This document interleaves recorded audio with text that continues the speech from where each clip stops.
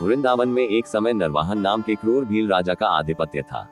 उसके पास कई सैनिक और डाकुओं की फौज थी। ये यमुना तट पर स्थित भई गांव के निवासी थे। लोदी वंश का शासन सन 1583 में समाप्त हो जाने के बाद दिल्ली के आसपास कुछ समय तक अराजकता की स्थिति रही थी। इस काल में नरवाहन ने अपनी शक्ति बहुत बढ़ा ली थी और संपूर्ण ब्रज मंडल पर अपना प्रभुत्व स्थापित कर लिया था। आसपास के नरेश तो इनसे डरने ही लगे थे। दिल्लीपति बादशाह भी उससे भय खाते थे, अतः इस क्षेत्र में कोई नहीं आता था। वृंदावन उस समय एक घना जंगल था जहां हिंसक पशु रहते थे, जहां सूर्य की किरणें भी पृथ्वी पर नहीं आती थी। दर्शन करने वाले भक्त दूर से ही उस वन को प्रणाम करते थे। श्री चैतन्य महाप्रभु के कृपापात्र कुछ बंगाली संत यहाँ बसने की चेष्टा कर रहे थे, किंतु डाकुओं के आतंक से यहाँ जम नहीं पा रहे थे। इसी काल में सन 1591 में श्रीहित हरिवंश महाप्रभु श्री राधा वल्लभ जी के विग्रह एवं अपने परिवार परिकर सहित वृंदावन पधारे और ब्रजवासियों से भूमि लेकर श्री वृंदावन में निवास करने लगे। नरवाहन के सेनापति ने एक दिन महाप्रभु जी को भगवान की सेवा करते देखा और सोचा कि कोई इस सघन वन में अपने परिवार सहित रहने वाला ये कौन व्यक्ति है। ऐसे सघन वन में कोई अपने परिवार सहित भजन करने क्यों आएगा? यहाँ क्या उसे प्राणों का भय नहीं है? क्रोध में भरकर सेनापति उनके निकट गया, परंतु निकट आने पर सेनापति का क्रोध शांत हो गया। उसने परम शांति का अनुभव किया। सेनापति ने जाकर यह बात नरवाहन को बताई। सेनापति ने कहा, महाराज, एक सद्गृहस्थ व्यक्ति अपने परिवार, धन संपत्ति और भगवान का श्री विग्रह लेकर ऊंची ठोर पर बसने आया है।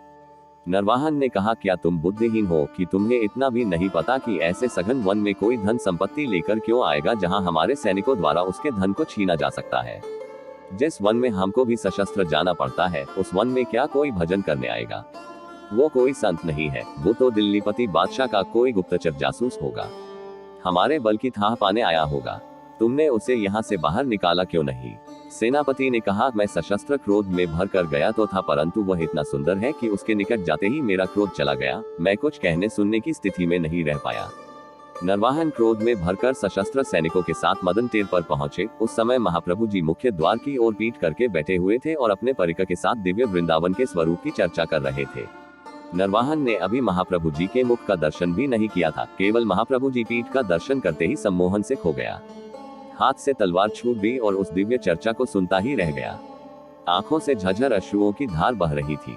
महाप्रभु जी ने घूमकर नरवाहन को देखा और उस समय नरवाहन को ऐसा लग रहा था कि वे किसी घोर निद्रा से धीरे धीरे जाग रहे हैं और उनके चारों ओर एक अद्भुत प्रकाश फैलता जा रहा है, जो अत्यंत सुहावना और शक्तिदायक है। उसको अपने पिछले हिंसापूर्ण कृत्यों पर पश्चाताप होने लगा।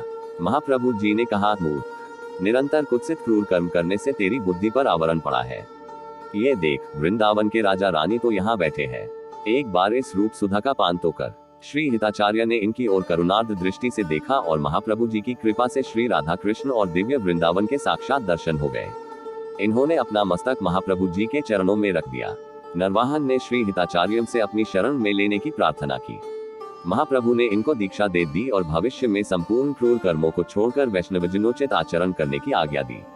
इसके बाद इनको उपासना का स्वरूप बताया और गुरु इष्टधाम की महिमा समझाई।